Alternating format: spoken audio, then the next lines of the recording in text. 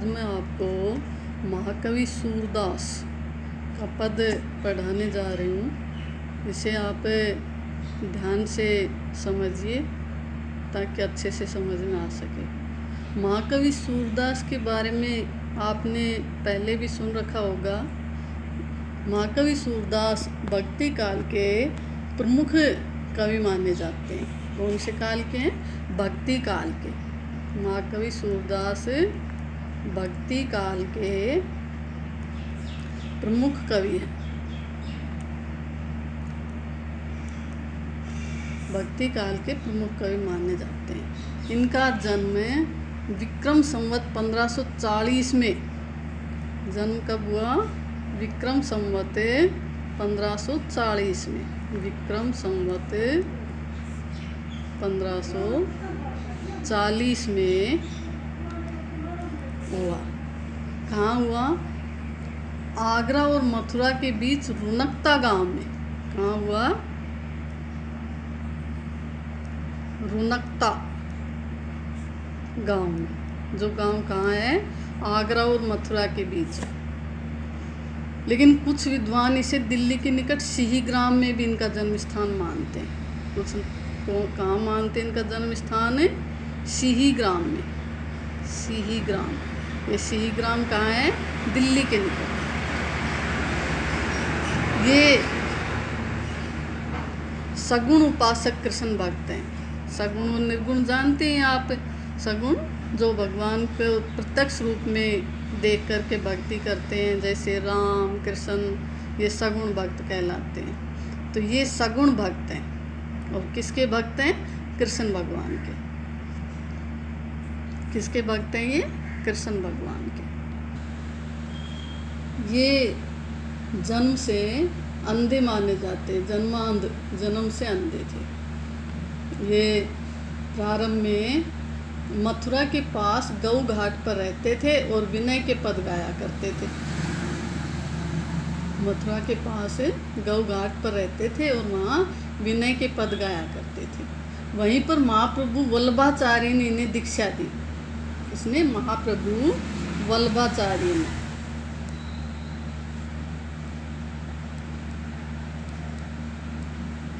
वल्लभाचार्य क्या थे? इसके गुरु महाप्रभु वल्लभाचार्य ने इन्हें शिक्षा दी। किसको शिक्षा दी? महाकवि सूरदास को। जब ये वहाँ विनय के पद गाया करते थे ना, तब इन्हें महाप्रभु वल्लभाचार्य मिले और उन्होंने इन्हें दीक्षा दी। वल्लभ संप्रदाय में दीक्षित होने पर इन्होंने सख्य भाव की भक्ति प्रारंभ की। पहले कौन सी भक्ति करते थे? भगवान को जो है मानते थे, सगुण भक्त थे।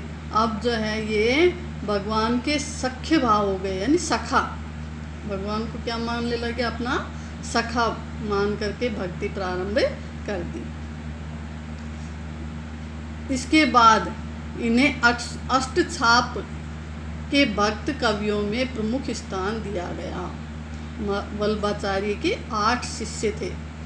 उनमें उनको अष्टछाप बोलते थे। क्या बोलते थे? अष्टछाप। और उन 8 शिष्यों में इनको प्रमुख स्थान मिला था। किसको? महाकवि सूरदास को वल्लभाचार्य के 8 शिष्यों में जो है, जिन्हें अष्टछाप कहा जाता था, उनमें इन्हें प्रमुख स्थान प्राप्त हुआ। ये गुरु वल्लभाचार्य के निर्देश पर अपने आराध्य श्री कृष्ण की लीलाओं की विविध राग रागनियों के आधार पर पदों की रचना की। जब वल्लभाचार्य ने आदेश दिया, तब ये श्री कृष्ण की लीलाओं का जो है अपने पदों के द्वारा लिखने लगे। समझ गए? महाकवि सूरदास ने जो है 3 रचनाएं रची। कितनी इनकी रचनाएं? 3। कौन कौन सी 3 रचनाएं? सूर सागर, साहित्य लहरी और सूर सारावली। इनकी 3 रचनाएं कौन कौन सी हैं? सूर सागर,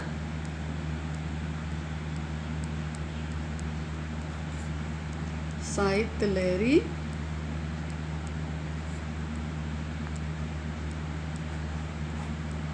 और सूर सारावली, ये इनकी 3 रचनाएं सूरदास की प्रमुख 3 रचनाएं मानी जाती हैं, जो हैं सूरसागर, साहित्य लहरी और सूर सारावली। इनका निधन विक्रम संवत 1620, निधन कब हुआ? विक्रम संवत 1620 को पारसोली नामक स्थान पर, पारसोली नामक स्थान पर इनका निधन हुआ। विक्रम संवत 1620 को पारसोली नामक स्थान पर महाकवि सूरदास का निधन हुआ। ये था महाकवि सूरदास का परिचय, जिसे आपने अच्छे से समझा होगा। या आपकी जो है परीक्षा में हर साल पूछे जाते हैं, इन्हें ध्यान से पढ़ें और जो है इनका अच्छे से जो है याद रखें। इनका कब जन्म हुआ, कब जो है कहाँ हुआ, ये कौन से काल के प्रमुख कवि हैं, और जो है इनके गुरु कौन हैं, इनकी रचनाएं कौन कौन सी हैं, और इनका निधन कब हुआ। तो ये और इनके बारे में जो भी प्रमुख जब बातें बताई गई, उनको आपको सबको ध्यान रखना है। सूरदास के पद भाग 1। बुझत श्याम कौन तू गोरी। कृष्ण जो है ब्रज में जब राधा को पहली बार देखते हैं तो उससे पूछते हैं कि हे गोरी, तुम कौन हो, कहाँ पर रहती हो, काकी है बेटी, तुम किसकी पुत्री हो, देखी नहीं कभू ब्रज खोरी। मैंने कभी तुम्हें ब्रज की जो है गलियों में, खोरी यानी गलियों में कभी नहीं देखा। ठीक है। श्री कृष्ण भगवान जब जो है बचपन में जब ब्रज में खेलते रहते हैं तो उन्हें राधा दिखाई देती है, और राधा को देखते ही वो उनसे पूछते हैं कि हे गोरी, बुझत यानी पूछते हैं, श्याम श्री कृष्ण पूछते हैं, गोरी तुम कौन हो, कहाँ पर रहती हो, काकी है बेटी, काकी यानी किसकी पुत्री हो, देखी नहीं कभू ब्रज खोरी। मैंने कभी तुम्हें ब्रज की खोरी यानी गलियों में, कभू यानी कभी भी नहीं देखी। मैंने कभी पहले तुम्हें ब्रज की गलियों में नहीं देखी। ये सुन करके फिर राधा कृष्ण से कहती है, काहे को हम ब्रज तनावती, कि हम ब्रज की तरफ किस लिए आते, काहे को किस लिए हम ब्रज की तरफ आवती आते, हम ब्रज की तरफ किस लिए आते, खेलत रहती आपनी पोरी, हम तो खेलती रहती हैं आपनी पोरी, अपने ही द्वार पर, अपने दरवाजे पर, हम तो अपने ही घर के दरवाजे पर खेलती रहती हैं, हमें ब्रज में आने का कोई प्रयोजन नहीं है। सुनत रहती स्वर्णनी नंद धोटा। अब आगे कहती है राधा कि स्वर्णनी यानी अपने इन कानों से, सुनत रहती सुनती रहती हूँ, लेकिन मैं अपने इन कानों से सुनती रहती हूँ कि नंद धोटा, नंद का धोटा यानी पुत्र, मैं अपने कानों से सुनती रहती हूँ कि नंद का पुत्र करत फिरत माखन दधी चोरी, माखन और दही की चोरी करता फिरता है, करत फिरत करता फिरता है, माखन दधी चोरी, माखन दही की चोरी।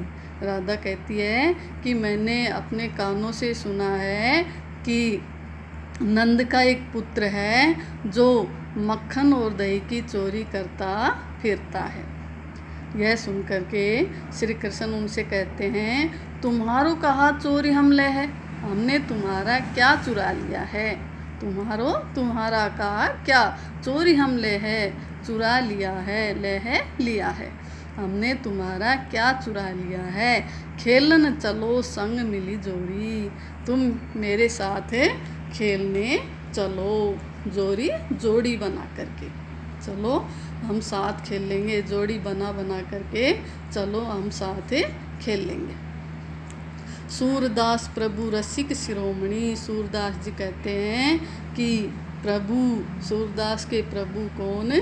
श्री कृष्ण भगवान। रसिक शिरोमणि, रसिकों में सर्वाधिक रसिक, सबसे ऊपर, रसिकों में सबसे ऊपर। सूरदास जी कहते हैं कि मेरे प्रभु तो रसिकों में सबसे ऊपर हैं, सर्वश्रेष्ठ हैं, सर्वाधिक रसिक हैं। इसलिए बातनी बुरई राधिका बोरी, उन्होंने बातनी यानी अपनी बातों से, बुरई यानी बहका लिया, राधिका बोरी, बोरी यानी भोली भाली राधिका को। सूरदास जी कहते हैं कि मेरे प्रभु तो रसिकों में शिरोमणि हैं, सर्वाधिक रसिक हैं, इसलिए उन्होंने अपनी बातों में भोली भाली राधिका को बुरई बहका लिया और उसे अपने साथ खेलने के लिए राजी कर लिया। ठीक है। अब इसके जो कठिन शब्द हैं मैंने अभी आपको सारे बताए भी हैं, उनको मैं दोबारा से नीचे लिख रखे हैं। इनको आप अपने जो है नोटबुक में लिख लें और इनको याद करें, ताकि इनको जो आप याद रखेंगे तो आप अच्छे से इसका हिंदी अर्थ कर पाएंगे। ठीक है। तो ये देखिए सारे शब्दार्थ अपनी नोटबुक में उतार लें और इनको याद भी करें। धन्यवाद।